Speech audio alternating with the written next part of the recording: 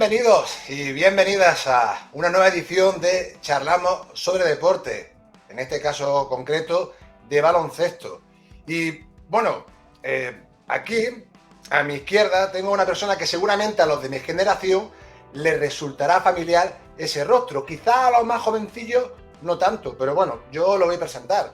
Bueno, en primer lugar es amigo, que conocí y tuve la fortuna de coincidir con él en el curso superior de entrenador en el año 2017, verano, allí en Zaragoza, y él es Óscar Yebra, exjugador profesional de la ACB, de la selección española, entrenador y un montón de cosas, pero yo me quedo con su amistad y sobre todo, y permíteme, Óscar, que lo diga, porque es algo que me apetece mucho compartirlo, ha sido una persona que me ha marcado de manera muy especial en una etapa de mi vida concreta. Cada vez que hablo con él, no sé qué pasa, pero me activa de energía, es un gusto escucharle y seguramente todo esto que estoy diciendo lo podrán comprobar en breves instantes. Óscar, buenas tardes aquí, buenas noches allí en tierra asiática. ¿Cómo estás? ¿Cómo te encuentras? Y bienvenido. Muy bien, muy bien. Muchísimas gracias por invitarme. Un gustazo, como siempre, hablar contigo. Y en este caso, pues mira, lo compartiremos. Todas esas charlas que hemos tenido tú y yo en mis mañanas chinas y tus madrugadas españolas, la podemos compartir ahora. Y como te digo, con muchas ganas de pasar un rato agradable de conversación. Y una vez más, agradecido por la invitación. Un gustazo.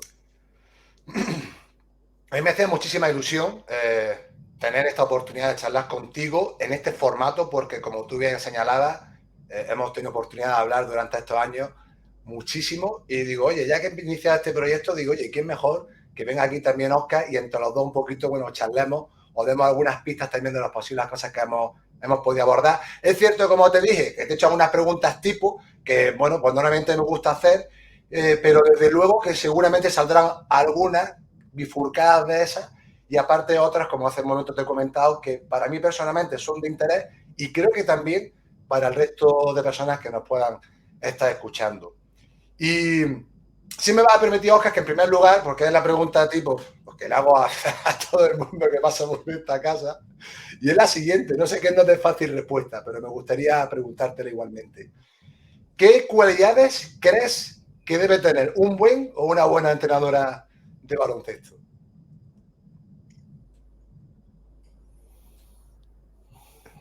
El paquete completo supongo que se acerca bastante a lo que debería ser un buen profesor, un buen padre, un buen mentor, un buen educador.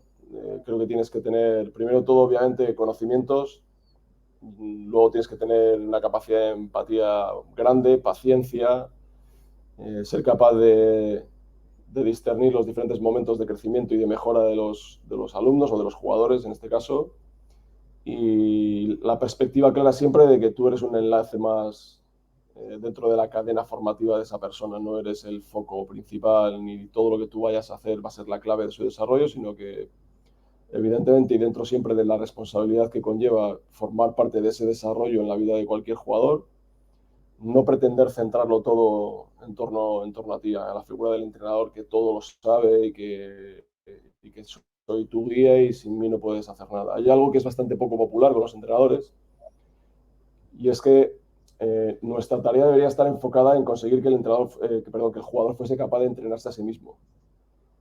Y eso no gusta porque da la sensación de que yo no soy nadie si no tengo a mi entrenador al lado. Y normalmente también los entrenadores, aparte de la inseguridad que nos marca, sobre todo cuando ya te dedicas a ello profesionalmente, pues no nos gusta nada que nos toquen el ego en ese sentido. Si no estoy a tu lado, no eres nada y deberíamos de ser todo lo contrario, deberían ser unos guías que consiguiésemos, porque al final el jugador es el único que está alrededor de sí mismo 24 horas al día. Nosotros estamos 2, 4, 6 en el mejor de los casos, pero el jugador es el único que está alrededor de sí mismo todo el día para poder llegar a entrenarse de manera individual. Y yo creo que ser entrenador por vocación es cada vez más difícil, pero sí que creo que tiene que haber una parte de que te guste mucho, mucho, mucho hacer eso porque requiere muchos esfuerzos, requiere una gestión del tiempo importante, requiere muchísima energía, mucha paciencia, requiere adoptar papeles que a veces van más allá del deporte que estás enseñando, que estás compartiendo con tus jugadores, y eso no todo el mundo vale para ello. Entonces, creo que se compartiría un poco como con un profesor o con un educador, como un padre. Al final somos guías y somos gente que formamos parte de ese proceso de mejora y de crecimiento continuo. Coincido No sé contigo y es no una sé si pregunta que esa es también la hago a los pregunta, docentes. esa es la Sí, respuesta. y además, a ver, no tiene una respuesta, entre comillas, fácil ni única, ¿no? Al final se pueden indicar, como tú, una serie de factores, características, rasgos, que sí pueden ser común a toda aquella persona que se dedica a la enseñanza, ¿no? O que quiera o educar, ¿no? A sus jugadores, a sus alumnos, a sus hijos, ¿no? Etcétera. Pero si hay algo que, por ejemplo, que has destacado y me parece muy interesante, ¿no?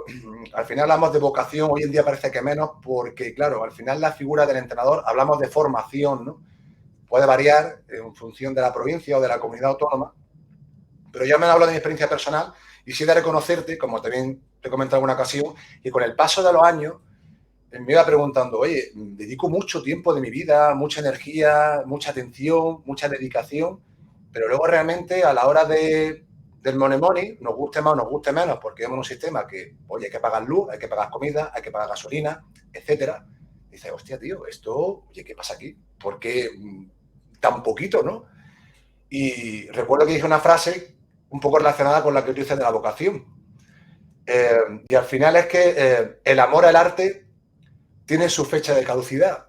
¿Qué quiere decir con esto? Que cuando te tiras mucho tiempo, muchos años haciendo algo que te gusta, pero realmente no ves ese rédito económico, y si ya le unes también un poco el reconocimiento a veces también que necesita la persona, se genera como un cóctel que al final te acaba mermando, ¿no? Y diciendo, oye, ¿realmente merece esto la pena?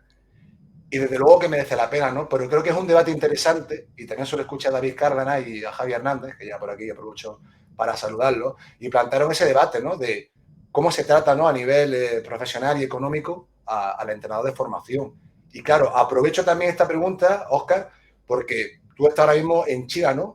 ¿Qué diferencia hay en ese sentido, ¿no? Entre España y China, ¿no? En cuanto a la figura del entrenador y también en cuanto a, digamos, al salario, ¿no? Que cobra, que me imagino que dependerá del equipo, la categoría, la ciudad, pero bueno, si nos puedes dar líneas generales tu experiencia, sería un placer escucharte. Bueno, antes de entrar en eso, bueno, por incidir un poco en lo que acabas de comentar, yo creo que tenemos un problema enorme con el deporte de formación, porque se nos compara o se compara a los entrenadores de formación con educadores y profesores, como explicaba antes, pero sin la regulación y las reglamentaciones que hay a nivel laboral de ambos ámbitos o ambos entornos. Un entrenador de formación puede estar cobrando 200 euros, 180 euros al mes por estar entrenando un equipo de un colegio o de un club, muchas veces, la mayoría, sin estar dado de alta en la seguridad social, y obviamente en unas condiciones muy alejadas de lo que sería lo óptimo para alguien que se quiere dedicar a ello de manera profesional, perdón, de manera remunerada, porque sí que todo el mundo se debería dedicar a ello de manera profesional, aunque no le estuvieran pagando lo que él crea que debe merecer. Pero de manera remunerada, vivir solamente de entrenar categorías formativas es prácticamente imposible, salvo que entrenes 3, 4 equipos, con lo cual entramos ya en otro terreno, que es el dedicarse a ello simplemente para pagar las facturas, perdiendo de vista y sin prestarle atención al impacto que tú tienes como entrenador en decenas de niños que forman parte de esos equipos a los que tú entrenas cada año, pasando por encima de sus necesidades, pasando por encima del tiempo que hay que dedicarles, más allá de lo que se hace en la cancha, porque al final eres una persona que tienes un papel fundamental en su desarrollo, porque tengo que irme al colegio, al siguiente colegio, al siguiente club, a entrenar a ese otro equipo, porque si no, no llego a 700 euros al mes, o no llego a 800 euros al mes, que me permiten vivir. Ya no me permiten hacer cosas, me permiten vivir. Entonces, ese es un problema que afecta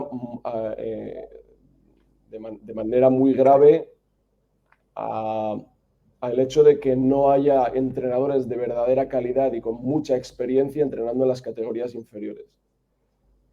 Entonces está muy aceptado que las categorías inferiores las tienen que entrenar chicos jóvenes o no tan jóvenes, con poca o nula experiencia, pero que no tienen tantas necesidades económicas porque siguen viviendo en casa con sus padres, y algunos en etapa universitaria. Entonces no hay problema por darle un equipo de minibásquet sub-12, 12 años, 13, 11 años, un equipo infantil por debajo de 14, a un chaval que tiene 18, 19, 20, que a lo mejor es incluso jugador del club, para que gane unos euros, sin pensar en qué significa que un chaval de 18, 19, 20 años esté entrenando a unos niños de 12 o 13.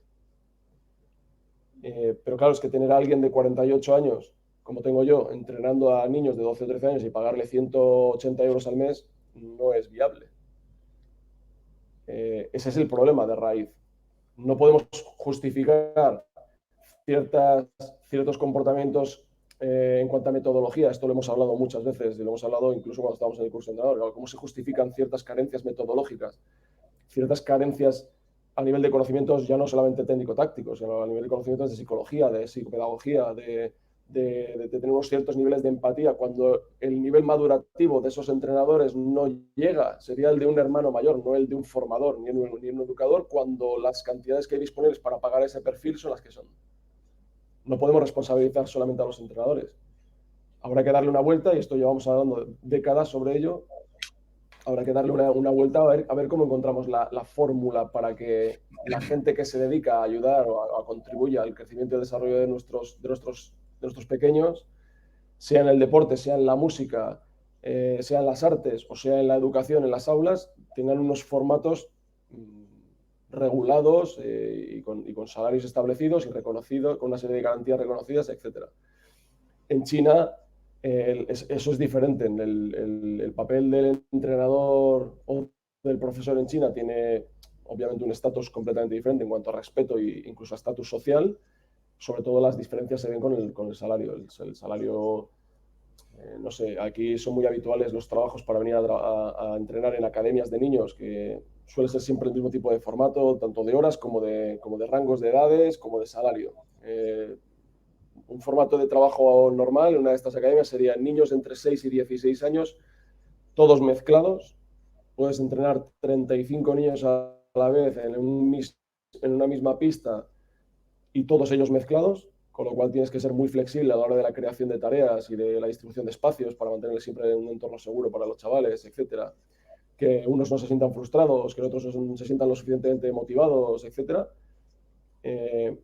Normalmente entre 48 y 60 horas semanales de trabajo, que eso es pues a entrenamientos de 2 horas, pues entre 24 y 30 entrenamientos semanales, distribuidos en los diferentes días, normalmente los fines de semana con una mayor carga de entrenamientos, y el salario estaría mínimo entre 1.500 y 2.000 euros netos al mes, más o menos, más casa, muchas veces casa compartida, etc.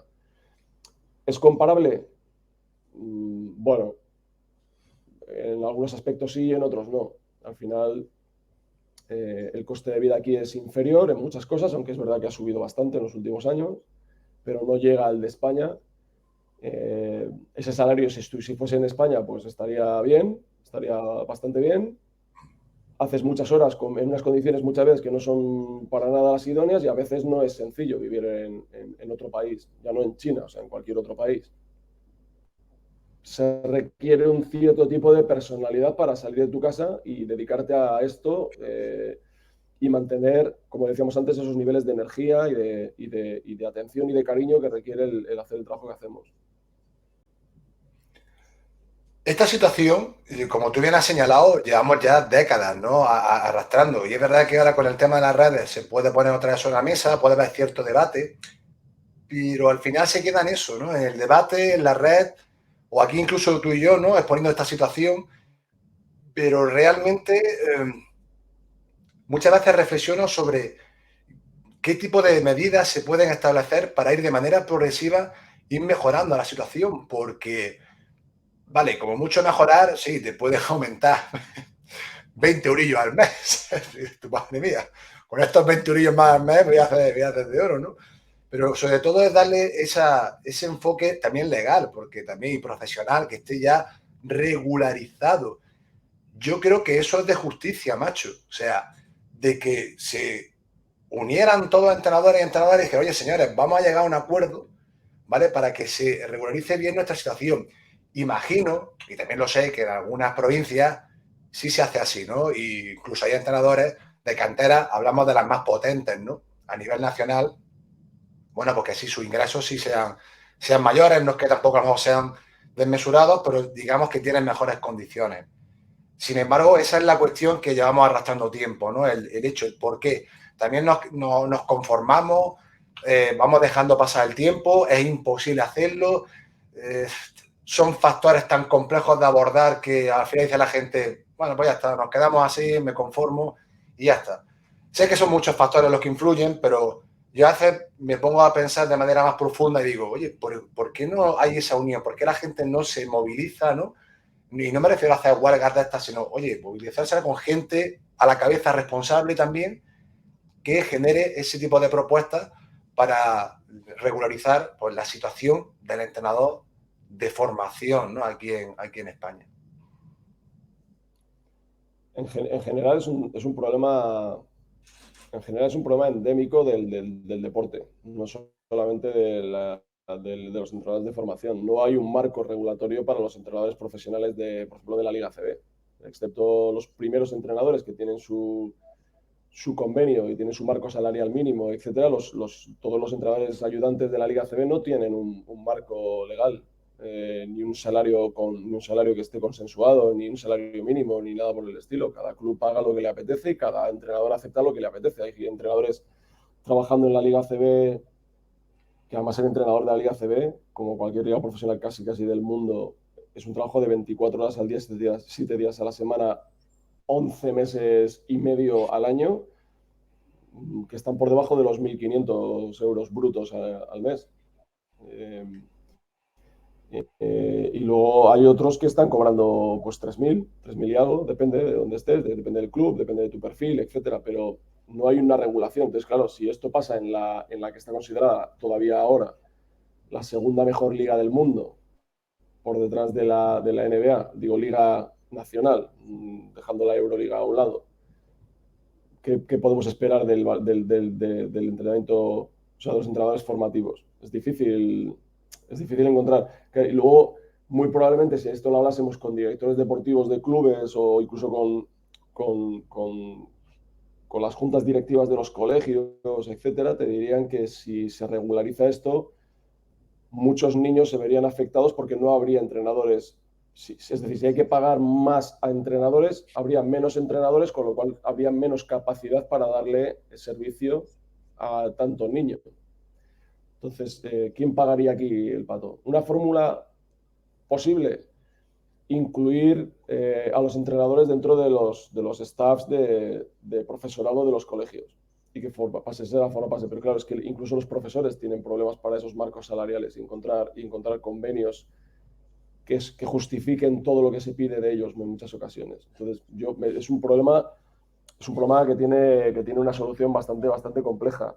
Salir de España es una de las soluciones. Cada vez hay más gente, probablemente marcado por la necesidad, dispuestos a salir de España, pero todavía es un reto que tenemos por delante, sobre todo en España, con el tema del idioma, que hay una barrera ahí que nos dice que en España se vive muy bien y que no necesito hablar inglés, y entonces salir fuera da pánico, es un vértigo horroroso, ¿no? Y yo creo que el entrenador español, el educador español está muy valorado internacionalmente y que es muy costoso para la gente no valorar que podrías estar en otro sitio trabajando y viviendo una vida decente. Coincido totalmente contigo. Yo a veces incluso había pensado, no sé si a lo mejor también, como pasa con la educación pública, por hacer analogía, ¿no? Que también hay una financiación que, bueno, digamos, procede, ¿no? O emana del Estado. No sé hasta qué punto, a lo mejor, sé que hay subvenciones que se dan a los clubes, ¿no? Por parte pues de las provincias o, en fin, de las zonas en las que estén, de los ayuntamientos, etcétera. Pero básicamente todo viene o de patrocinadores, como tú bien sabes, y luego pues también de las cuotas que, como bien has comentado, en mayor o menor medida pues dejan los padres al club para que sus niños puedan practicar, en este caso, baloncesto. Es difícil, desde luego, la situación, pero bueno, me apetecía compartirla contigo y también un poco para dejarla aquí, para seguir aportando ese pequeño granito de arena, seguir reflexionando sobre esta situación y que esperemos que en un futuro no muy lejano se vayan tomando medidas para ir mejorando, como decía, progresivamente esta situación que, como indicaba, me parece de justicia para los entrenadores y las entrenadoras aquí de España. Pues si te parece, Óscar, vamos a seguir avanzando Y sé que estas preguntas son quizá algo manidas, ¿no? Y muy típicas, ¿no? Pero sí me gustaría, porque yo sé que tú te explicas muy bien, que nos comentaras, por si hay algún curioso, sobre todo joven que nos esté viendo ahora, ventajas e inconvenientes, ¿vale? De un jugador profesional de baloncesto en la época también en la que tú te has desarrollado, porque no sé si a lo largo de estos años ha habido cambios en ese sentido o digamos que las aguas siguen discurriendo por el mismo camino. Ventajas e inconvenientes, como en casi todo entorno profesional, se dividen en mitad y mitad, pero depende mucho también de circunstancias personales y de lugares de trabajo. Las más obvias, el jugador profesional es un individuo que vive siempre al límite de la enfermedad crónica, expuesto a multitud de lesiones, las cuales la mayoría de las ocasiones dejan una herencia que no es agradable. Es muy difícil encontrar un jugador profesional retirado que no tenga problemas físicos serios, a nivel traumático, de articulaciones, etcétera, o a nivel circulatorio, o a nivel cardíaco, o a nivel, no sé, muchas cosas que tienen que ver con llevar tu maquinaria todos los días durante 20 años al límite, con muy poco tiempo para recuperarte cuando tienes problemas físicos y con una exigencia máxima cada día para volver a estar al tono en el que estuviste antes de ese problema físico. Ese es un problema que a veces se deja de lado, ¿no? Sacrificar vida social, amistades y todo esto, yo lo entiendo como que obviamente forma parte del pago, pero si lo que estás haciendo te gusta, que entiendo que la ventaja que tenemos los deportistas que nos hemos dedicado a ello es que al final es un juego. Todos hemos empezado a jugar a baloncesto porque es divertido. Nadie empieza a jugar a baloncesto con 8 años o con 12 pensando esto es muy aburrido, vaya sacrificio, pero igual si llego a profesional voy a ganar mucho dinero. Todo el mundo empieza porque se divierte y de repente hay un punto en el que comienzas a trabajar, esto lo hemos hablado también muchas veces tú y yo, comienzas a trabajar incluso cuando eres un adolescente de manera profesional, no remunerada, hasta que llega un punto en el que alguien decide remunerarte por lo que estás haciendo.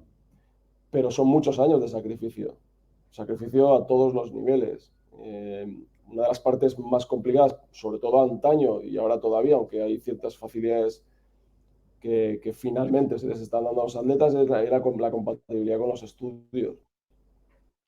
Yo provengo de una generación en la que un jugador profesional que estuviese haciendo la carrera al mismo tiempo era una rara avis. O sea, ver a alguien estudiar la carrera mientras jugaba partidos de la Liga CB o de Campeonato de Europa, etcétera, hay un tío que está estudiando la carrera ahora.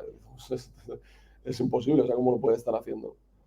Yo me matriculé en Magisterio de Educación Física en la Universidad de León y yo recuerdo que me levantaba a las 7 y pico de la mañana para ir a clase y yo lo tenía 4 entrenamientos, pues entrenaba con 2 equipos diferentes, jugábamos la Liga CB, jugábamos la Copa Corach que había en aquella época, la Eurocup de ahora.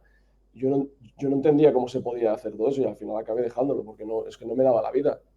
Es un error, evidentemente es un error, pero también es verdad que no había muchas facilidades para poder llevarlo a cabo. Ahora hay ciertos lugares donde se puede hacer, hay universidades a distancia, hay otros formatos que te permiten bueno, continuar con tu desarrollo académico incluso a tu ritmo, hagas lo que hagas.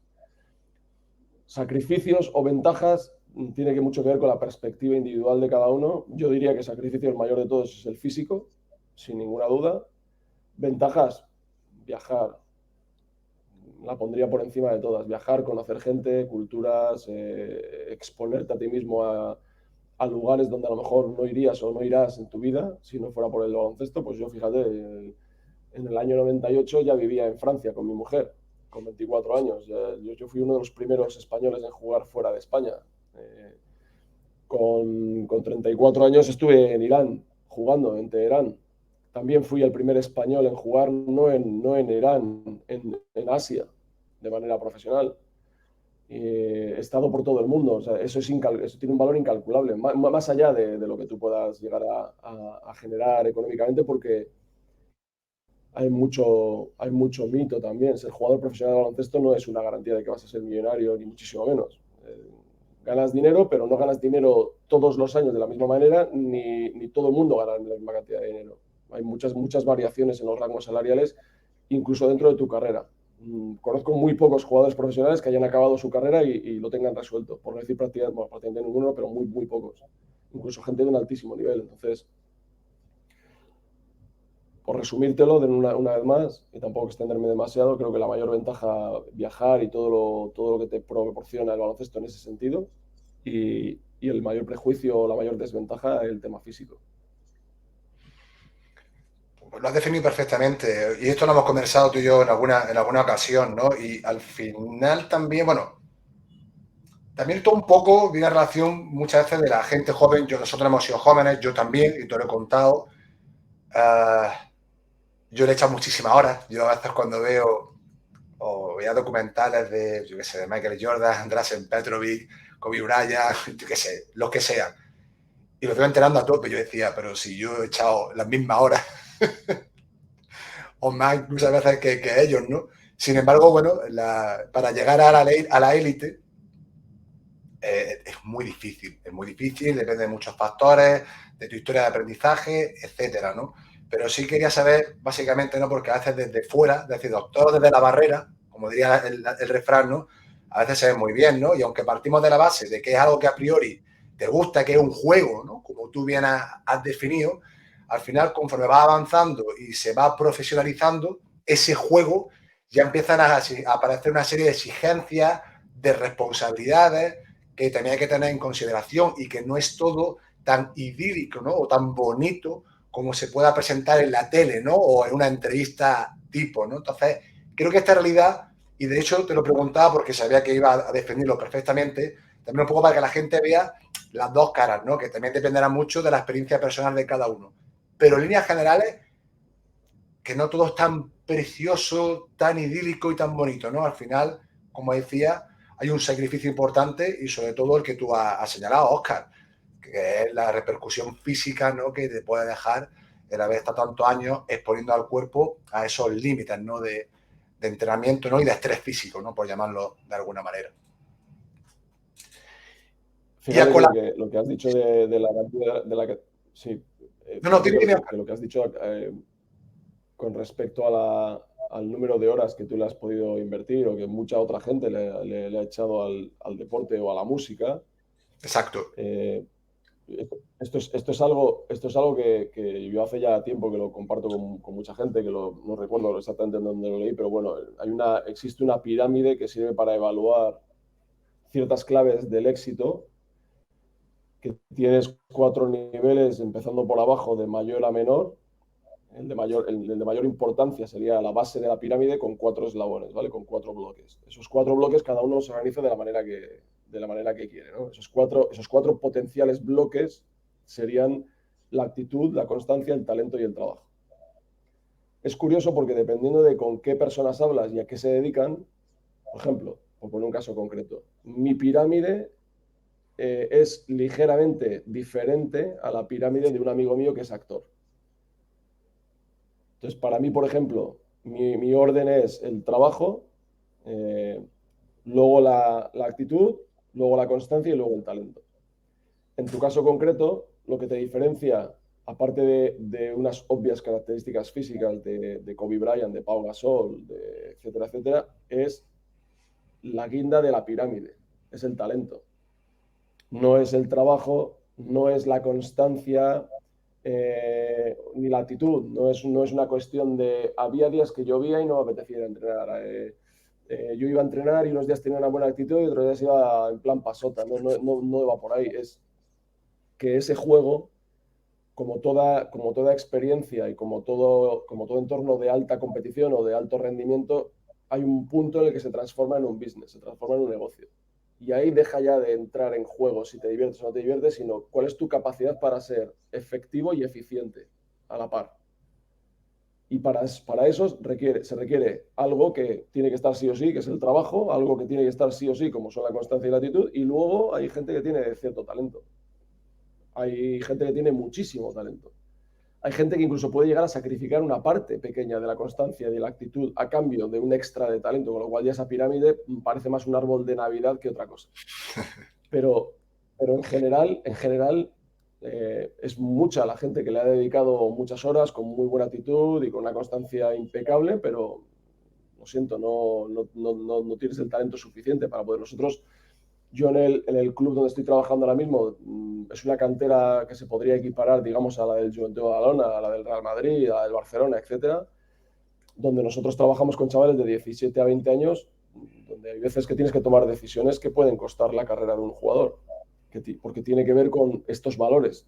No tienes la actitud necesaria o requerida, no tienes la constancia necesaria, o simplemente tu talento no da. Y has llegado hasta aquí, has llegado hasta los 20 años y pasarás a formar parte de ese listado enorme de gente que dice, yo estuve hasta los 20 años y llamé a la puerta, pero no tenía ese talento. Y eso no significa que hayas fracasado. Eso significa que esa puerta no se abrió, pero a partir de ahí se abren otras muchas. La de la formación académica, la de poder llegar a ser un buen entrenador, la de poder llegar a ser un buen gerente o dirigente de un club, o ser un buen empresario, o simplemente que todo eso que has estado haciendo en el deporte te sirva para ser un magnífico padre de familia.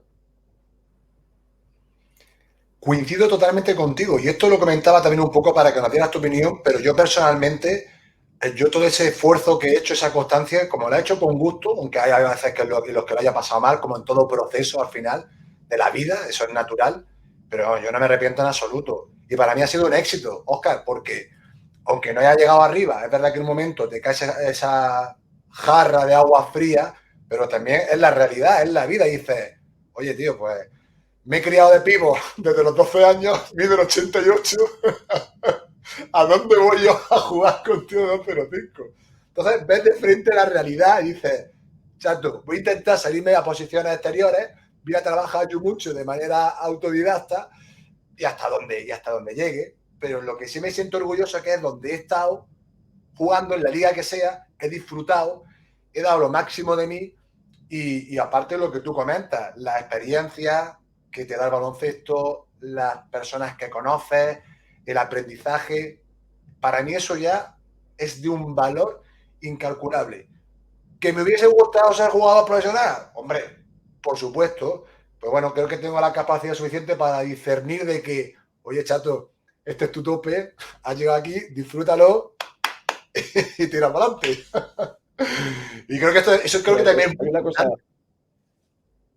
Hay una cosa maravillosa del deporte y de las artes y en general, que es que consiguen que desde el principio todo el mundo empiece o comience a invertir tiempo en esa actividad pensando que van a ser los mejores del mundo. Y mantener esos sueños vivos es el motor que hace que mucha gente se siga dedicando a ello año tras año. Porque nadie comienza a estudiar en el colegio pensando que un día será el mejor ingeniero del mundo. Pero sí que todo el mundo que coge una pelota de baloncesto piensa que va a ser Michael Jordan. Y eso es genial, eso es. A mí me parece que esos valores y ese tipo de esencia que te transmite y que te inyecta el deporte en las venas, o insisto, la música, las artes, etcétera, creo que tiene algo de maravilloso, pero tiene un punto también de cruel cuando llegas al pico de rendimiento máximo de tu vida y te das cuenta de que ese pico máximo te lleva al abismo, no te lleva nada más, porque no has llegado a donde tenías que llegar. Mejor dicho, has llegado a donde tenías que llegar, pero no has llegado a donde tú querías llegar. Y esa es la parte complicada. Por eso es tan importante el papel de los formadores, por eso es tan importante el papel de los entrenadores. Porque hay que equilibrar las expectativas con la realidad formativa. Y eso requiere conversaciones que no se pueden dar en el campo de entrenamiento, igual que no se pueden dar en el aula. Y no hay mucha gente capaz, ni por conocimientos, ni por experiencia, ni por gestión de sus propias vivencias, ni tampoco porque existe, digamos, la oportunidad y el tiempo suficiente para poder hacerlo en muchas ocasiones. Y otros muchos deciden no hacerlo, sinceramente, sencillamente, pero creo que muchas decepciones y muchas frustraciones provienen de que hay mucha gente que se ahorra ciertas conversaciones que también forman parte del desarrollo y del crecimiento. Totalmente de acuerdo contigo. Y esas conversaciones al final son diferenciadoras. Y sobre todo cuando estamos en edades adolescentes, ¿no? Que tenemos esos sueños tan fuertes, ¿no? Que también son nuestro motor de motivación. el que haya alguien que, bueno, también en cierto modo te acompañe y te guíe, te dé cierta calidad y perspectiva, ¿no? De lo que puede suceder en relación a nuestras expectativas. Entonces ahí la labor del entrenador, del profesor o de lo que sea es fundamental y coincido mucho contigo que esas charlas se tienen fuera de pistas, fuera de, no sé si los profesores lo hacen fuera del aula, me imagino que muchos lo harán también, ¿no? Y esas conversaciones no tienen por qué ser muy largas, ¿no? Pero si atiende, les da ese feedback, ¿no? A esa persona, creo que ayudan mucho a ese proceso de maduración y de ver realmente la realidad en relación a las expectativas que nos generamos, ¿no? Y eso me parece de una importancia capital lo que has dicho, Óscar. Yo, modestamente, como entrenador, he intentado atender esos momentos con jugadores que te han preguntado y les pasaba lo mismo que a mí o que a ti, ¿no? A todos los que nos estén viendo, a adolescentes, ¿no? Yo quiero ser Michael Jordan, quiero ser Kobe Bryant, ahora Stephen Curry o LeBron James, ¿no? Cada uno en su época tenemos a nuestro referente, ¿no? Pero es muy importante, ¿no? El asentar bien esas bases y regular esas expectativas, quizá para que luego, hablando malamente, la hostia no sea tan bestial que te quede medio noqueado, ¿no? A mí, en cualquier caso, como te decía, para cerrar esta parte, me ha servido. Es verdad que hubo una época que lo pasé regular, precisamente por lo que tú has comentado, pero luego una vez que va avanzando, ya vas gestionando esas vivencias y dices, oye, tío, me siento súper orgulloso de lo que he hecho y hasta dónde he podido y hasta dónde he llegado. Es decir, me he vaciado, ¿no? Como diríamos de algo baloncestístico, me he vaciado, he llegado hasta aquí, oye, y contento por ello. Vamos a seguir avanzando, Oscar, porque un poco en relación a esto que hemos hablado, también con las nuevas generaciones, porque hay un tema también un poco en boga que me gustaría tratar contigo, y es el tema de la tolerancia a la frustración. Hay ciertos sectores, o parece que hay cierto, no sé, pensamiento a que los jóvenes de hoy en día parece ser que tienen menos tolerancia a la frustración. Y quería preguntarte, también, que tú eres un poquito más grande que yo, pero somos más o menos ahí de la misma época, ¿qué percepción o sensación o experiencia tienes tú en relación a esa tolerancia a la frustración de los jugadores o de las jugadoras actuales que juegan a baloncesto? Yo creo que la tolerancia a la frustración está basada en lo que tienes en el día a día y en lo que te cuestan las cosas en el día a día. Ahora, como a lo largo de los últimos... Bueno, esta es la generación, todo el mundo está diciendo que esta es la primera generación en la que se ha producido un regreso en las condiciones de vida en general, sobre todo a nivel laboral y en lo que es la perspectiva de la gente que va a salir al mercado de trabajo y los estudiantes universitarios, etcétera. Pero obviando esa parte, la historia está basada en un progreso social que ha hecho que la gente tenga las cosas más sencillas a todos los niveles, que las cosas tengan una mejor calidad, la sanidad, la educación, con todos sus problemas, evidentemente, a nivel económico, a nivel de acceso a servicios de primera necesidad, a productos de primera necesidad, etcétera. La capacidad que la gente ya en las últimas décadas tiene para acceder a buenos entrenadores, a buenos profesores, a buenos clubes, a buenas canastas, a buenos pabellones, no sé, en general todo el mundo va teniendo cada vez más fácil acceder a ciertas cosas. Si yo siempre, en lo que ha sido mi vida de 16 años, si yo soy Óscar Llora de 16 años, en toda mi vida las cosas me han costado no mucho, y de repente me encuentro con un obstáculo en mi vida, muy probablemente me sentiré mucho más frustrado que alguien que ha tenido muchos problemas para conseguir prácticamente todo en su vida, o que las dificultades han hecho que el acceso a esas cosas no se den por garantizadas. No es abuelo cebolleta, pero yo recuerdo, yo jugaba en el Colegio Leonés y yo recuerdo pues, días del suelo nevado que había que ir antes para quitar la nieve y para poder entrenar, y nuestro entrenador muchas veces en los partidos no nos dejaba jugar el partido con camisetas debajo de la de tirante de juego y hacía un frío que pelaba y cosas por el estilo que formaban parte de lo que se entendía que era el deporte en aquella época, el deporte escolar. O sea, no éramos los únicos, que había más gente en León que hacía lo mismo. Y yo cuando llegué con 16 años al Juventud de Badalona, como resbalase el parque del pabellón, los chavales montaban un Cristo de mucho cuidado. Y yo decía, pues es que yo he jugado, en el campo donde yo jugaba en el Colegio Leones había dos alcantarillas, una debajo de cada canasta, que cuando llovía no se podía pasar por allí. Y nuestra pista nuestra pista estaba inclinada, pero inclinada unos cuantos grados, que dependiendo de si te tocaba atacar cuesta arriba o cuesta abajo, cambiaba el partido. Y vosotros os estáis quejando porque el suelo del parque del pabellón parece que resbala un poco. O sea, quiero decir, el nivel de frustración tiene mucho que ver con cómo es tu día a día. Como padres, yo soy padre, como padres al final a veces confundimos, voy a intentar que mi hijo tenga todo lo que necesita para desarrollarse y proveerle de las herramientas necesarias para tomar las mejores decisiones posibles, sabiendo que llegará un punto en el que va a ser el que decida, con voy a facilitarle la vida y voy a intentar que no tenga ni la más mínima penuria porque yo le quiero proteger para que no le pase lo que a otros o no le pase lo que a mí o no le pase lo que yo creo que le puede llegar a pasar aunque no le haya pasado todavía.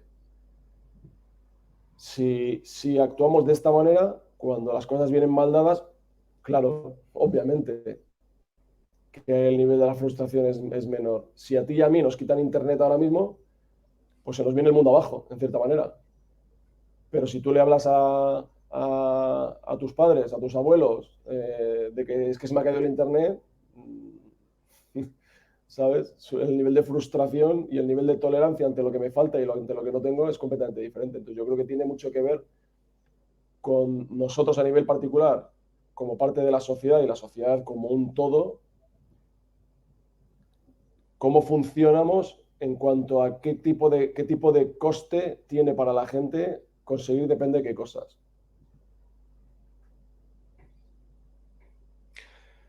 Es un tema muy en boga y además sabes que también es cierto, en cierto modo es candente. Es un poco acalorado porque siempre hay posturas encontradas. Luego hay gente que, bueno, se puede sentir ofendido, sobre todo si hablamos de las nuevas generaciones, ¿no? Que también se dice, bueno, quizá un poco a nivel despectivo, ¿no? Como la generación de cristal, ¿no? Un poco en relación buscando esta analogía, ¿no? Con la baja tolerancia a la frustración. Yo, yo he de decirte, en mi experiencia, Óscar, y uno de los motivos, de las causas de las que puede haber en determinados sectores de la población, ¿no?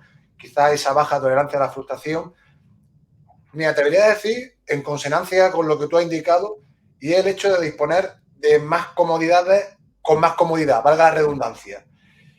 Quizás esa perspectiva te hace tener una visión de la realidad en la que tú puedas acceder a una serie de bienes o de comodidades por el simple mero hecho de estar o de existir. Es decir, estoy aquí y ya pues me dan esto, me dan lo otro y oye, guay. Claro, si eso desde un inicio no tiene una educación o, mejor dicho, un trabajo de conciencia de la persona que esté ofreciendo ese bien o esa comodidad de, oye, esto ha costado tal, tal, tal, ¿no? O llegar a este punto cuesta tal. Y buscar también ese equilibrio entre lo que das y lo que no das. Claro, si todo eso al final se la balanza, se va a todo cómodo y a todo dártelo hecho, como te decía, me atrevería a decir que, claro, que al final esa persona, por norma general, o hablando en términos baloncestísticos, ¿no? La probabilidad de efectividad de que esa persona tenga ese rasgo de baja tolerancia a la frustración, creo, insisto, y me atrevería a decir, de que va a aumentar. Hablo de probabilidades, que si está en un entorno equilibrado, en el que no se lo dan todo hecho, ¿no? El que también un poco le hacen ver que alcanzar o conseguir determinadas cosas requiere un esfuerzo. Y no te hablo tanto a lo mejor de la polémica esta de la cultura del esfuerzo, sino yo no me voy con la palabra cultura del esfuerzo, sino me voy al simple hecho de que si quieres conseguir algo, es importante saber que eso requiere de un esfuerzo, requiere de un compromiso, de un mínimo de inversión de tiempo, de perseverancia, etcétera. Entonces, claro, cuando una persona parte de una comodidad tan elevada, volvemos a las expectativas también un poco, ¿no? Si está todo claro, en cuanto le baja un poquito, pero ¿qué pasa, no? Como tú decías, oye, ¿por qué este pabellón resbala? Y tú dices, resbala. Anda que si tú hubieses venido conmigo allí a León, donde entrenábamos, te darías cuenta del lujazo que tienes, ¿no? Entonces también está muy relacionado con la vivencia y con las experiencias que tú bien has comentado. Pero me parecía un punto importante porque creo que a veces la gente se lo toma como algo personal y algo despectivo. Y no es tanto así, o al menos lo que yo quiero,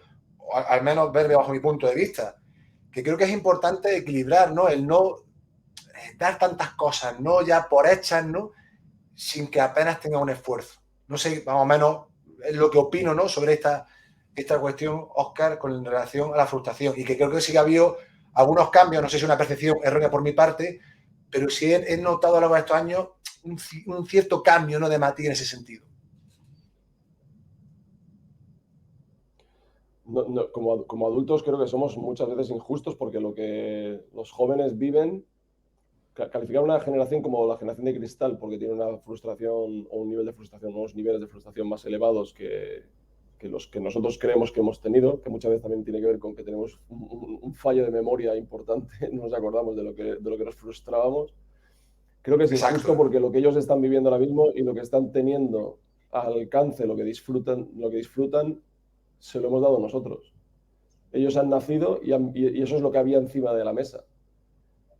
¿Qué parte de responsabilidad o de culpa tienen ellos en encontrarse encima de la mesa ciertas cosas que se dan por garantizadas? Y de repente me las quitas. ¿Por qué? Nosotros tenemos que aceptar nuestra parte de responsabilidad. Ahora bien, esa frustración, y a lo mejor es una cuestión de cambiar la semántica, el diálogo, en la terminología, ni frustración ni decepción, sino simplemente etapas en las que no puedes llegar a conseguir todo lo que pretendes. El efecto Disney de todo lo que puedas imaginar y todo lo que te propongas siempre lo conseguirás, incluso aunque trabajes muy duro, ha hecho mucho daño a la gente y nos ha hecho mucho daño a nosotros y le seguirá haciendo daño a mucha gente. Trabajes lo que trabajes y hagas lo que hagas, incluso aunque seas una persona con unos valores espectaculares, no te garantizan el éxito en lo que quieras conseguir. Evidentemente, con la constancia, y como hablábamos antes, la actitud, etcétera, tienes más papeletas para poder llegar, pero nada que ver con que te garantice eso. Ahora bien, esta sería la parte previa a ese momento de decepción o de frustración mal formulado, donde se puede trabajar en los valores y en ser consciente de que el resultado del proceso no es más importante muchas veces que ese camino. Que lo que tú tienes que hacer es trabajar y disfrutar de ese proceso en cuanto a que es un momento de formación y de crecimiento, independientemente de que el punto al que llegues no sea el que tú esperas, porque a lo mejor ese punto es simplemente una meta volante para llegar a otro punto posterior. Se cierra una ventana y se abre otra, o se cierra una puerta y se abren tres, ¿vale? Pero luego hay un trabajo también a posteriori, que es la naturalización, que yo creo que es donde fallamos más. La naturalización de que está frustrado, es que se ha decepcionado, es que esto es frustrante, es que yo entiendo y mi experiencia en el deporte y mi experiencia en la educación y mi experiencia en la vida en general me dice que el estado natural, por lo menos en mi caso, el estado natural del ser humano es la frustración. Porque siempre estás pensando en que, ¿por qué yo no puedo tener acceso a esto? ¿Por qué yo con todo lo que he trabajado no he conseguido esto? ¿Por qué yo con el currículum que tengo no tengo esta oportunidad? ¿Por qué yo con todo lo que he hecho no me merezco este reconocimiento? ¿Por qué? Y siempre estás con ese estado continuo de frustración que tiene dos lecturas. Una, me frustro, me decepciono, me desmotivo, dejo de trabajar y que venga la vida por donde venga. O gestiono esa frustración, esa desmotivación, como decías tú antes, cuando tiro a canasta y fallo y tengo que seguir tirando. Porque si no sigo tirando porque he fallado la anterior, seguro no voy a meter la siguiente. Y como esto es una cuestión de números, el éxito es una fórmula matemática. Al final tiene que ver mucho con la cantidad de veces que lo intentas. Totalmente de Hay retos, acuerdo. ¿no? Pero tiene mucho que ver con cuántas veces intentas algo para conseguir el éxito.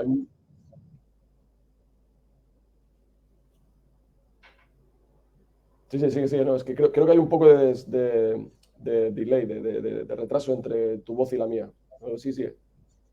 Yo ahora sí te escucho bien. Sí, había un momento, sí, que se ha habido sí, un delay. A ver, háblame ahora, Óscar. Sí.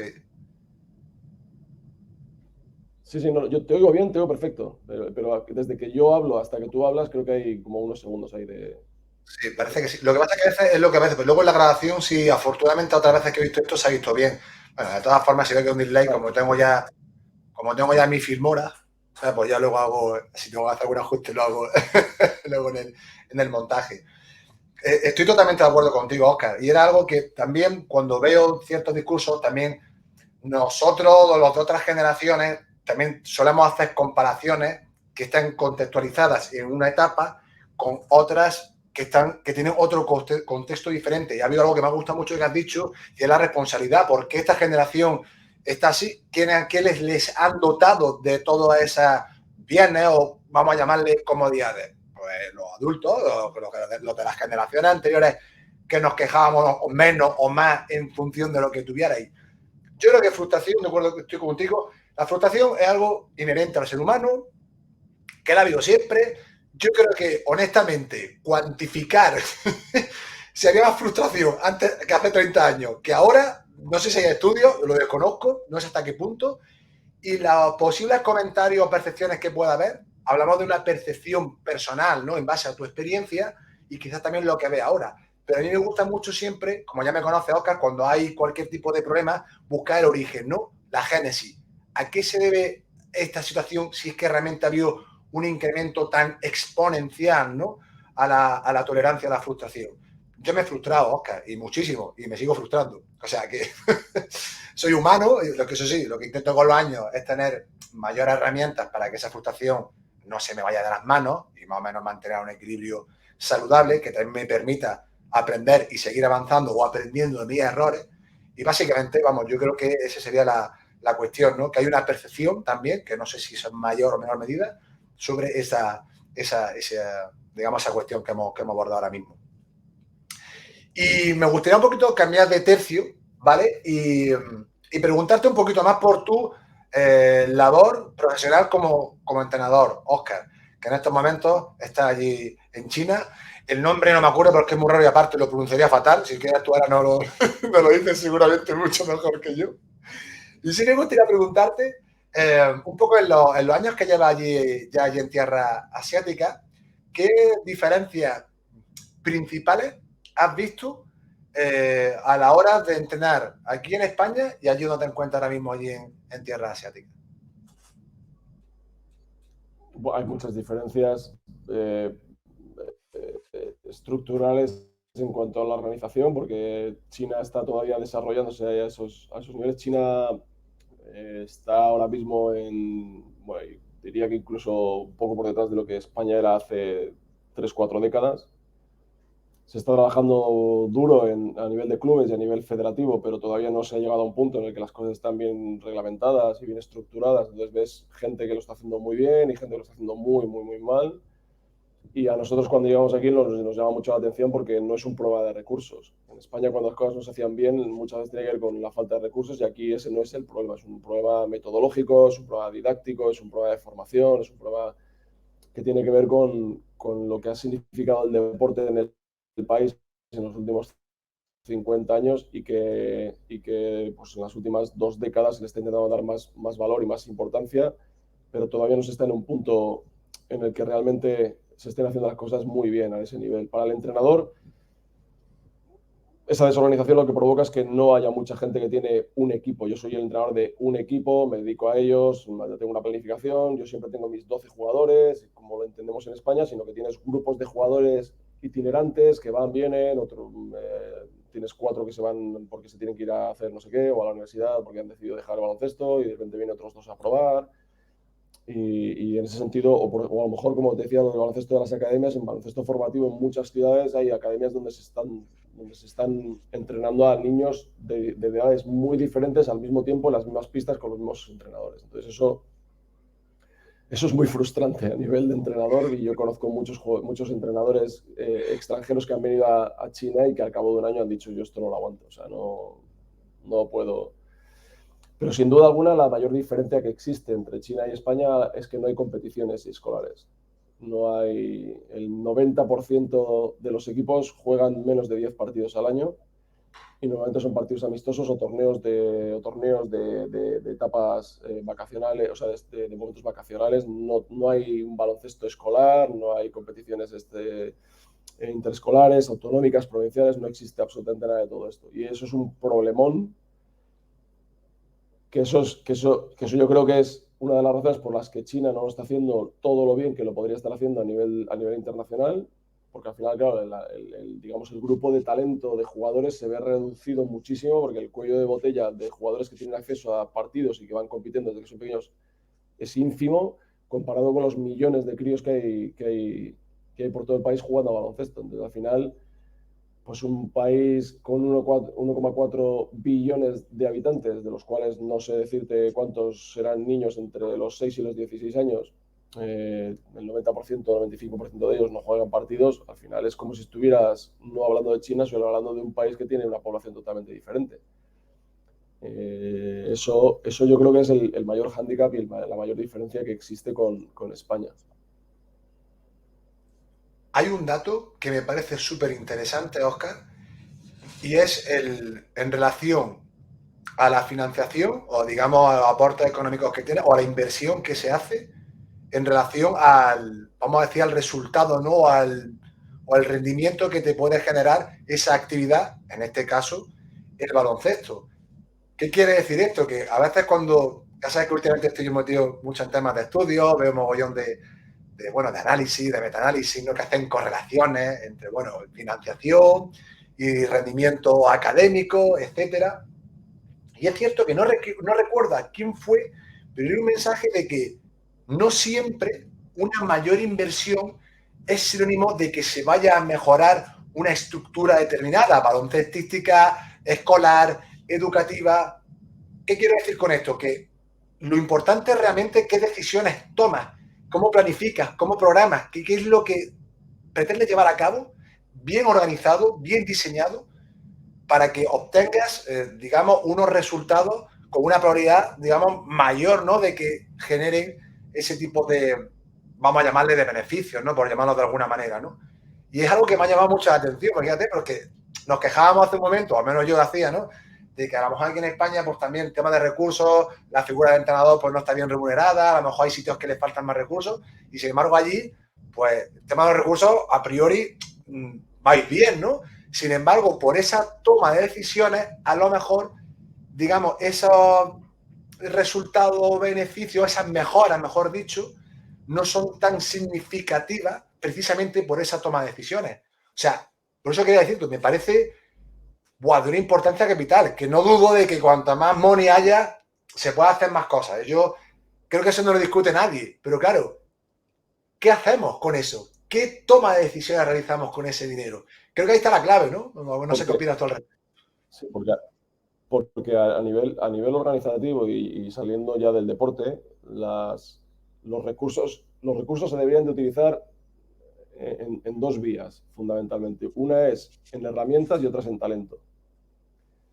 Las organizaciones, barra clubes, federaciones, etcétera, etcétera, que no funcionan bien y que tienen acceso a recursos es porque invierten solo en herramientas o instalaciones. Pabellones, balones, aulas, pizarras electrónicas digitales, ordenadores, lo que tú quieras. Falta inversión en talento.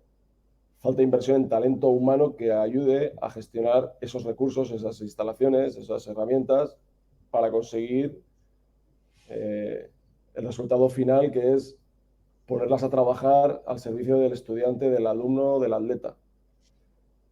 Tener mucho dinero no garantiza una buena gestión de ese dinero.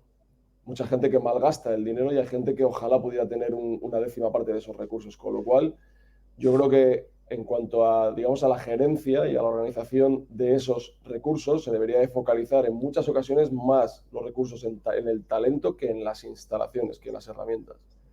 Es un error que sucede todavía a día de hoy en España y en otros muchos países occidentales y que obviamente es un problemón donde estamos nosotros ahora mismo, porque hay muchísimo dinero que se malgasta en herramientas e instalaciones, pero no hay tanto dinero dedicado al talento que te ayuda a gestionar eso, porque se entiende que es más importante que el sitio esté bien que la persona esté bien remunerada o que se intente acceder a perfiles profesionales más caros, mejores remunerados, porque, bueno, con este otro me vale, con este otro puedo tirar. Pero eso sí, los balones tienen que ser los mejores, las canastas profesionales y el suelo de maderita para que cuando lleguen los padres digan que es que el suelo, que este sitio es un sitio muy profesional. Mi entrenador no hace una planificación, no prepara, no analiza, no tiene conocimientos de esto, de lo otro, del otro y no tiene capacidad para transmitir. Bueno, no sé, tampoco es tan importante. Pero el sitio donde entrena y donde trabaja mi hijo es perfecto, es a nivel profesional. Y eso pasa en las aulas, pasa en las empresas, pasa en muchos lugares. no se puede optimizar, no se pueden optimizar los recursos sin el talento necesario. Hay que invertir en las personas. Y yo creo que ahí eso es un caballo de batalla que afortunadamente, no digo que no, es un problema que se está atajando eh, de manera digamos, drástica en algunas ocasiones y progresiva en otras, en empresas sobre todo y en algunas federaciones, pero hay mucho que hacer todavía, mucho trabajo por delante. Coincido contigo, es el hecho también un poco, ¿no? Como de darle más importancia al contenido, perdón, al continente que al contenido, ¿no? Nos quedamos un poquito más con el envoltorio, que todo esté bien, que sea llamativo, que gaste la atención, más que al contenido propiamente dicho. Y cuando hablamos de contenido, me refiero al capital humano, ¿no? Al que tú has hecho, al talento, realmente, más que a lo material. Yo estoy totalmente de acuerdo contigo y en el debate educativo también salen este tipo de temas, ¿no? ¿Dónde se invierte el dinero? En un centro, ¿realmente hacen falta no sé cuántas miles de pizarras electrónicas digitales? Oye, pero ¿cómo está realmente el profesorado? ¿Hay gente de talento? ¿Qué otras necesidades antes que eso pueden ser prioritarias? Por poner un ejemplo, no sé si son, creo que se estaba dando en la Comunidad Valenciana, que había tenido un cierto debate sobre ello, pero un poco para cerrar esta cuestión, coincido contigo. Para mí, una de las mejores, o digamos, de las mejores decisiones que se puede hacer en cualquier organización educativa, deportiva, empresaria, etcétera, es inversión en capital humano y sobre todo en el talento. Porque ese talento te va a permitir, bajo mi punto de vista, mejorar y exponenciar esos resultados o esas mejoras en el contexto en el que cualquier persona, ¿no?, se encuentre, digamos, inmerso, ¿no?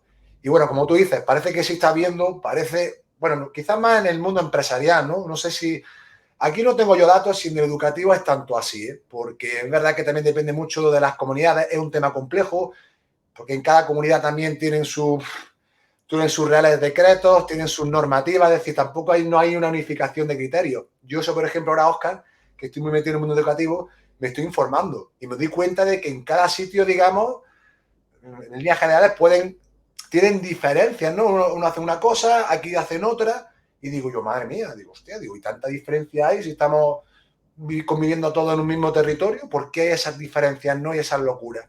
Y luego al final, para cerrar esto, ¿no? Yo creo que también uno de los mayores problemas que hay es que cada X años, en función del partido político de turno que se encuentre, modifico, pongo esto, hago lo otro, pincho por aquí, quiero lo otro, claro, y eso al final es una locura.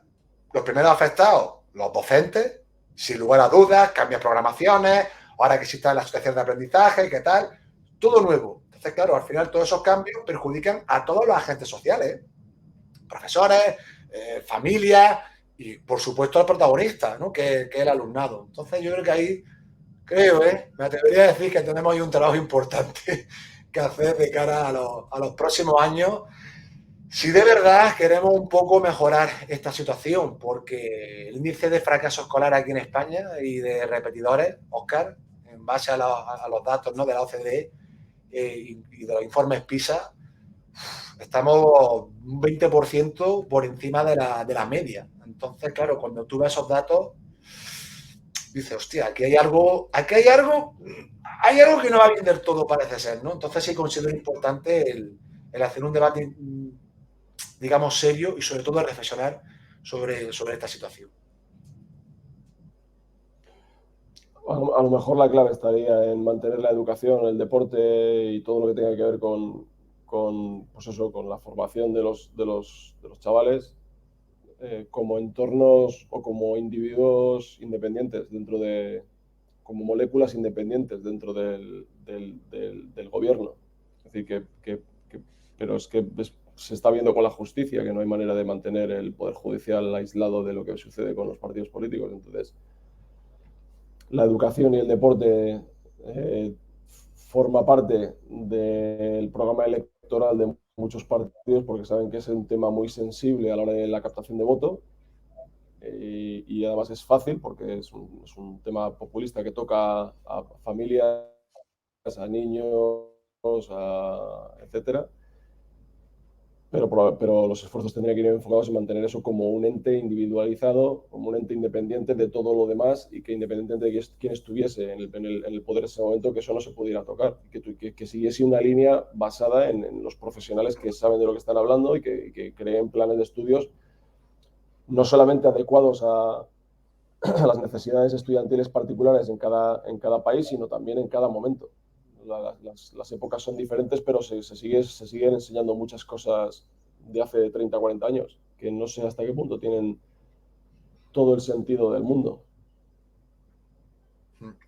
No, aquí un camino que recorrer largo y sin quitar valor de que, además, y conozco que hay grandísimos, como en todos lados, ¿no? Profesionales de la educación, del deporte, ¿no? Pero luego hay un problema estructural y sistémico que yo creo que es importante abordar. Y sé que esto va a tardar años, al menos bajo mi punto de vista, un poco por la historia que nos lleva arrastrando en los últimos años, pero que también a veces no sé, tengo ahí un poco una cierta dicotomía. A veces, según cómo me levanta, a veces digo, venga, va, se puede, y otras digo, esto está destinado al precipicio, al fracaso más absoluto, pero bueno, por norma general, suelo ser optimista y también abogo mucho a la responsabilidad individual justa, ¿no? También de cada persona, de que también cada uno donde se encuentre, por lo menos aporte ese, como digo, siempre, Oscar, siempre, que cada uno por lo menos aporte ese pequeño granito de arena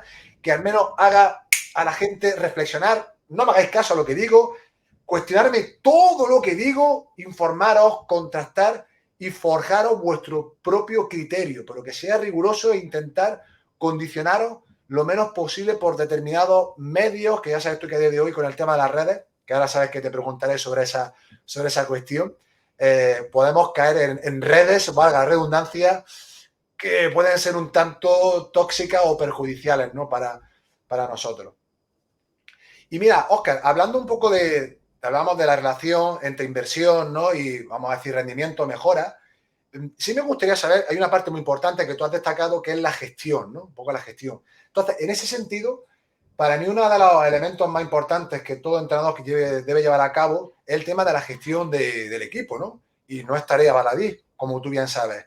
Bajo tu punto de vista y experiencia, Oscar, ¿qué estrategias o qué características, digamos, se han de implementar en un equipo para construir, ¿no? Me imagino un poco de manera progresiva, ese buen clima de equipo? La definición de una serie de normas que alineen los esfuerzos de cada individuo que forma parte de ese equipo. Hay unas, hay unas líneas maestras que definen cuál es la cultura que cada entrenador quiere crear o cada dirección deportiva quiere crear, que deberían de ser innegociables y donde todo el mundo debe de encontrar el entorno seguro para desarrollarse. Es curioso porque esta mañana precisamente le estaba leyendo un artículo que tiene que ver un poco con esto y que hablaba comparaba a los jugadores y los jóvenes con ranas dentro de una caja. Entonces comenzaba diciendo que si tú dibujas un cuadro en el suelo y metes dentro una serie de ranas, las ranas saltan libremente y obviamente se salen de las líneas. Si tú las metes en una caja de zapatos, empiezan a saltar y eventualmente, como las paredes de la caja de zapatos no son muy grandes, se saldrán también de esa caja de zapatos. Si finalmente las pones en una caja con paredes mucho más altas, las ranas saltarán, pues digamos, tendrán mucho sitio para saltar, no tendrán toda la libertad del mundo y estarán todas metidas dentro de esas barreras. Como entrenador, lo más importante es encontrar el equilibrio entre darle la libertad a los jugadores para expresarse libremente y sabiendo que además, como buenos jóvenes que son, van a probar los límites de esas barreras a diario, hacerles entender que hay ciertas barreras, hay ciertas paredes que son innegociables, porque son las que conforman y le dan solidez a la cultura de cada equipo. Como entrenador, más allá de la planificación táctica, técnica, física, etcétera, yo creo que la parte fundamental es diseñar las líneas maestras de cuál es la cultura que quieres implementar en tu grupo de trabajo. Si las cosas las haces bien y esas líneas se respetan, ese grupo de trabajo se acabará convirtiendo en un equipo, no todos los grupos, tú lo sabes bien, no todos los grupos de trabajo son equipos. Pero muchas veces la responsabilidad recae, muchas veces casi siempre recae en los entrenadores, en qué capacidad tenemos para delimitar o para delinear esas líneas y luego gestionar las agresiones a esas líneas que forman parte de la identidad de los jóvenes cuando están creciendo, que siempre prueban dónde está el límite, pues siempre empujan hasta saber si esa línea se puede cruzar o no, si a ese se la has dejado cruzar un poquito y por qué a mí no, y es que él la cruzó 2 veces y yo solamente una, y ahí es donde los equipos donde los equipos no se acaban de construir, donde los grupos de trabajo se pierden en problemas que no se solventan con la táctica y con la técnica. Yo he cometido algunos errores, como todo al final en tu proceso de aprendizaje, y para mí algo para intentar tener o construir con la mayor probabilidad un buen clima de equipo, aparte de lo que te has dicho, una norma, una cultura muy bien definida y aceptada por todas las partes, es que tú también cumplas con eso. Es decir, esto es muy típico de que tengas una norma de, no sé, puntualidad, ¿no? De que lleguemos todos a nuestra hora o antes de tiempo.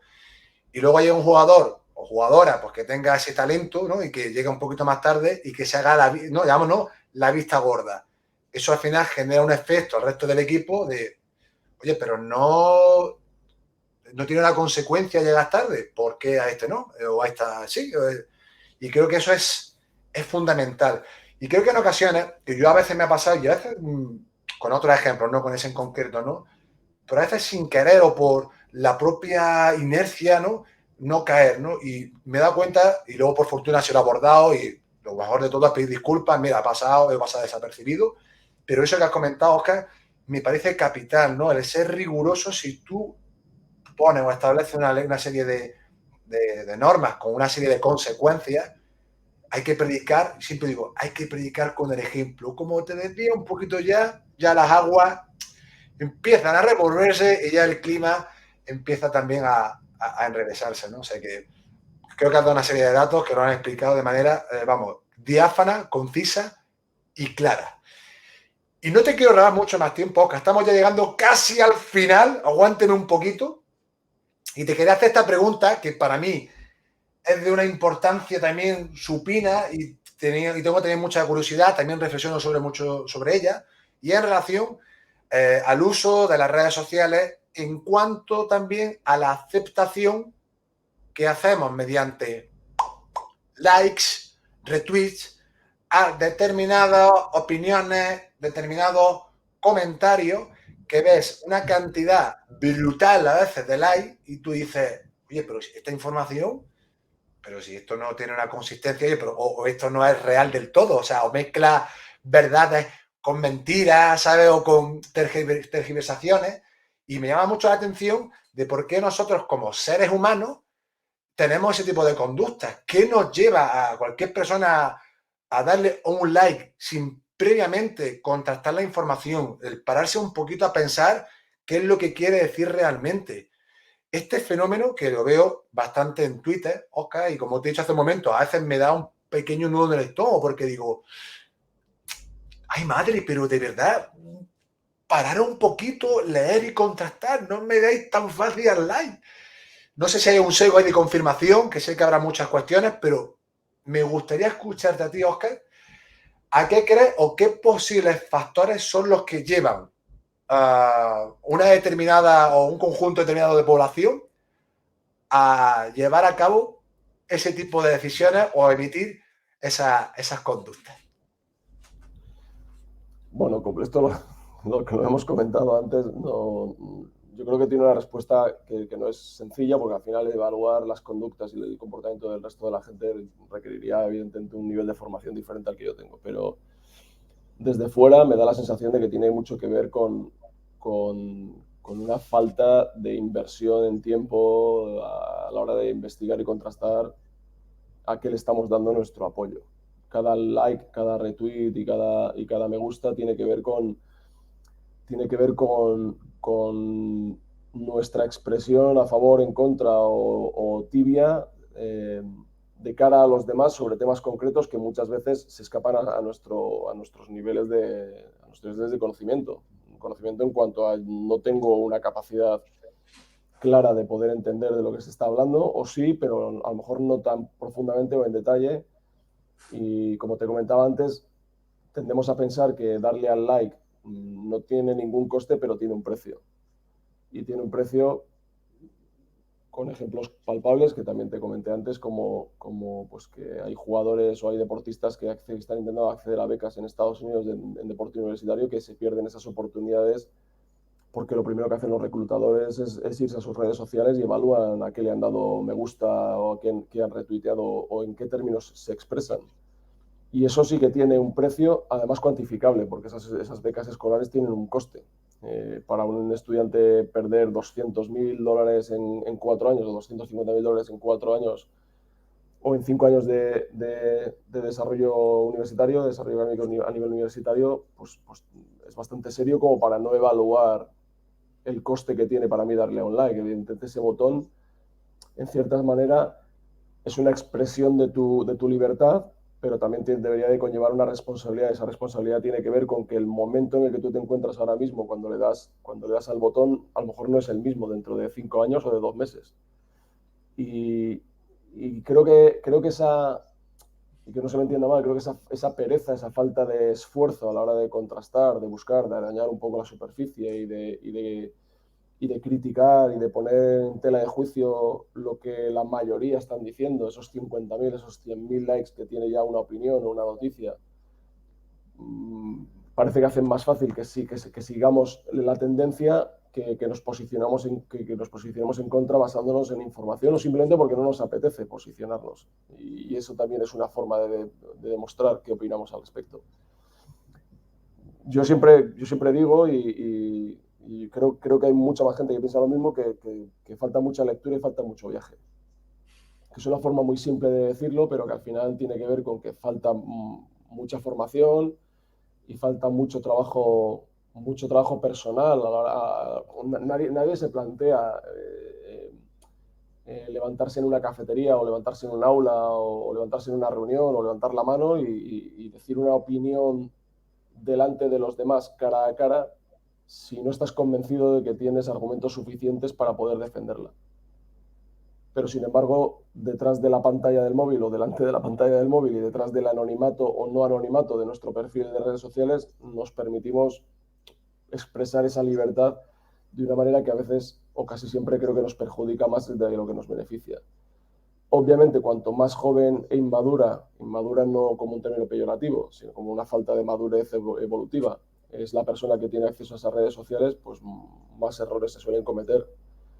Pero creo que viajando más, conociendo más, exponiéndote a otro tipo de experiencias y entornos y leyendo e informándose uno más, creo que es más fácil volverte más precavido a la hora de expresar esas opiniones que, como digo, una vez más, insisto, creemos que no tienen coste, pero sí que tienen un precio. Me gusta mucho esa frase última que has comentado.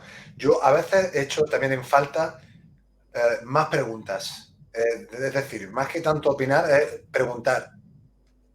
Preguntar más. Si veo una noticia, oye, ¿por qué esto es así? ¿De dónde has sacado esta fuente de información? ¿Se da en todos los casos este comentario o esta situación que has descrito? Porque al final, y yo lo observo mucho a través de las redes, determinado un comentario, una experiencia, ¿no? Es que un amigo de Estados le han puesto tal y que esto lo han engañado tal. Y se genera ahí una alarma y todo un live. Y no digo que esa historia sea falsa, ni desde luego. Lo que pasa es que hay que preguntar, claro, a raíz de eso se pueden generar concepciones erróneas, porque pueden pensar ya que en Estados Unidos, por poner un ejemplo, todos los médicos recetan a sus pacientes medicamentos carísimos cuando realmente están baratísimos, ¿no? Entonces yo digo, oye, vale, pero ¿es solo un médico? ¿Son todos? ¿Qué farmacéutica? ¿En qué estado se da eso? Y esa persona no se ha parado a pensar que una medicina por $1.400, no, un poquillo carilla, o sea, no sé, al final un poco es el cuestionar, ¿no? Esa noticia o esa información antes, ¿no? Que darle al tal, ¿no? Entonces yo digo, ¿por qué no preguntáis más? Yo a veces pregunto bastante, Óscar, pero claro, no es la red más adecuada para que me den respuestas. Muchas veces me quedo a dos velas, ¿no? Porque suelo preguntar bastante, pero no me suelen responder como me gustaría. Pero no sé, te hago esta pregunta sobre todo para la gente que nos vea, ¿no? Reflexionar sobre ello, ¿no? ¿Por qué has tomado muchas veces así, ¿no? De esa manera tan impulsiva? A la primera que vemos una noticia que nos llama la atención o que se ajusta también a nuestra filosofía de vida, o en este caso también a nuestro sesgo de confirmación. Con las redes sociales lo que se ha hecho es proyectar de una manera más evidente lo que ha sucedido toda la vida, es que nadie se quiere perder la oportunidad de formar parte de la tendencia. Bueno, también, claro. Todo el mundo quiere decir, no, yo también lo retuiteé, no, yo también le di a me gusta y tal. Fíjate en mi perfil porque yo fui de los primeros que nadie se quiere perder ese montarte en la ola de sí, me he enterado y tal. Y luego muchas veces ha sucedido que te ves obligado a borrarlo.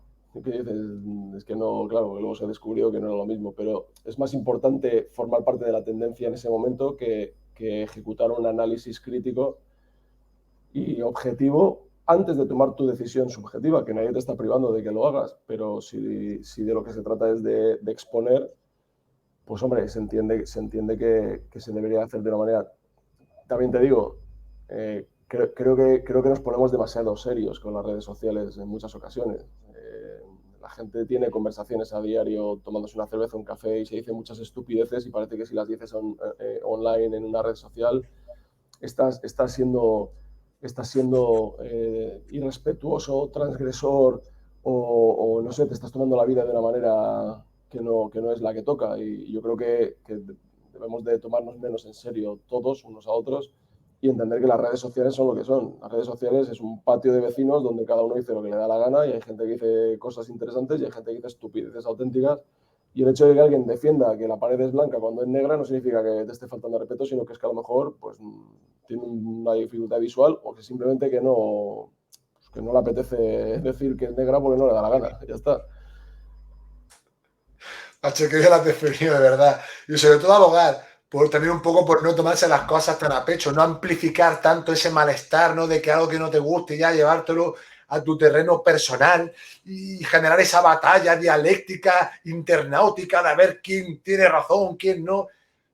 Yo hace unos años sí entraba un poco en eso, no sé, en esos lodazales, pero ahora, desde hace ya casi un año o meses, ya me he puesto un poco en modo cenutrio, yo le digo, modo e intento tomarme las cosas con más humor. Y si quiero intervenir en algo o tal, intento ser lo más riguroso posible. También dentro de, como tú bien has indicado, si doy una opinión de mi subjetividad, también en base a mi experiencia, a lo que leo, a las fuentes de las que me informo. Pero si mi objetivo sobre todo es compartir, intentar compartir información que pueda ser de interés para aquellas personas que puedan acceder a la misma y sobre todo preguntar mucho. Si veo algo que no me chirría, es preguntar. ¿Que no me responden? Ya está. ¿Que luego me critican también? Tomármelo con humor y siempre ser respetuoso. Al menos son esas o intento construir esas máximas, Jorge, a la hora de nadar, ¿no? Por las redes sociales o de navegar. Llámemelo como si quiera decir. Y Oscar, ya sí estamos llegando a la parte final, ya preguntas de cierre, que esta sí se la suelo hacer a todos los invitados y como no, también me encantaría hacértela a ti, ¿no? Y la primera de ellas, que también es muy típica, pero me gustaría saber cuál es tu jugador favorito de básquet. De la historia, y te diría que casi incluso hasta ahora mismo la River. Las razones, creo que es el ejemplo perfecto de la optimización de recursos. Cuadra mucho con la manera en la que yo entiendo el baloncesto como un deporte donde evidentemente se requieren unas capacidades atléticas concretas para rendir al máximo nivel que exige la élite, pero donde debería de primar la capacidad para entender el deporte como una comunión y una asociación de individuos que están continuamente viviendo entre la cooperación y la colaboración. Perdón, entre la colaboración y la competición. Y creo que la River, bueno, era un tipo de 2.07, con lo cual no era un pequeñito, pero ni corría mucho, ni saltaba mucho, ni era extremadamente fuerte, pero probablemente era uno de los jugadores más inteligentes que han tocado un balón de baloncesto. Entonces, para mí, Larry Bird sí, seguramente será mi jugador favorito. Coincido contigo, desde luego, ¿eh? Características físicas no más, pero a nivel intelectual y de conocimiento del juego, yo creo que de esa época o actualmente, podemos decir que ha sido de los mejores. Marcó al menos una época en la que nos deleitó, ¿eh? A todos los que tuvimos la suerte de verlo con su juego. La siguiente pregunta, Óscar, también me de jugador, es en relación a los banquillos, ¿no? A entrenadores. ¿Cuál ha sido tu mayor referente en los banquillos? Yo he sido bastante afortunado porque diría que el primero de todos, Pepe Estrada, que es el entrenador y creador de todo lo que significa el baloncesto en el Colegio Leonés, en León, un colegio que comenzó hace décadas siendo un colegio de referencia de balonmano y que cuando Pepe Estrada llegó allí lo ha convertido en uno de los colegios más laureados a nivel incluso federativo de España. Es raro el año en el que el Colegio Leonés no está en campeonatos de España junto con Real Madrid, Valencia Basket, Barcelona, Unicaja, etcétera, y normalmente no hay colegios que se cuelan ahí. Eh, con él trabajé pues desde los 13 hasta los 16 años, esos años en el Colegio Leonés. Obviamente Miquel Nolis, el formador de la cantera del Joventut de Badalona, que fue quien me reclutó para ir allí con 16 años y de los 16 a los 19 estuve 3 años trabajando a diario con él, a pesar de que el último año jugaba en un equipo vinculado de segunda división, pero seguía trabajando a diario técnica individual con él. Para mí Miquel ha sido fundamental y a partir de ahí a nivel profesional pues ha habido varios. Por ponerte tres y aún a riesgo de dejarme gente fuera que obviamente me impactó y que formó parte de mi desarrollo, te diría Gustavo Aranzana, que fue quien me dio la oportunidad de debutar en la Liga ACB y con quien estuve 4 años muy buenos en León. Bosa Malkovich, aunque estuve brevemente con él en Francia, también pues obviamente me impactó bastante. Manel Comas, que en paz descanse. Eh, Creo que serían los tres jugadores bueno, y luego Mario Pesquera, pero Mario Pesquera es un tema diferente. Mario Pesquera le tengo muchísimo aprecio porque fue quien me dio la oportunidad de ir a los Juegos Olímpicos en 2004 con la selección española, y eso nunca lo olvidaré. A nivel formativo, es decir, a nivel de mi construcción como jugador de baloncesto, en etapas formativas Pepe Estrada y Miquel Nolis, cada uno en su momento y de manera diferente, pero con una huella muy, muy importante sobre mí, y a nivel profesional me quedaría con Gustavo Aranzana y Manuel Comas.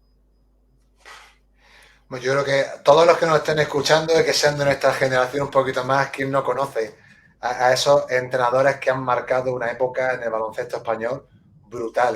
O sea, bueno, son unos cracks y unos míticos y muy bien conocidos. Y al final, fíjate cómo también nos marcan, ¿no? Esas decisiones que hablábamos también, ¿no? Que también nos afectan a nosotros, cómo nos marcan, ¿no? También a la hora, ¿no? De tener esos referentes y luego también posteriormente de tener ese desarrollo, pues como en tu caso, ¿no? A nivel profesional, dedicándote al baloncesto. Y Óscar, ya la última pregunta de esta magnífica charla. Te tendría más tiempo, pero ya sé que hay que irse ya. Tenía más preguntas, pero bueno, como sé que voy a hablar contigo más adelante, sé que muchas de ellas las voy a resarcir. Y la pregunta, esta es la siguiente, que también hago en todas las otras temáticas que toco, y me gustaría preguntártela a ti, Óscar. ¿Qué consejo les daría a aquellas personas que se quieran dedicar a entrenar a un equipo de baloncesto?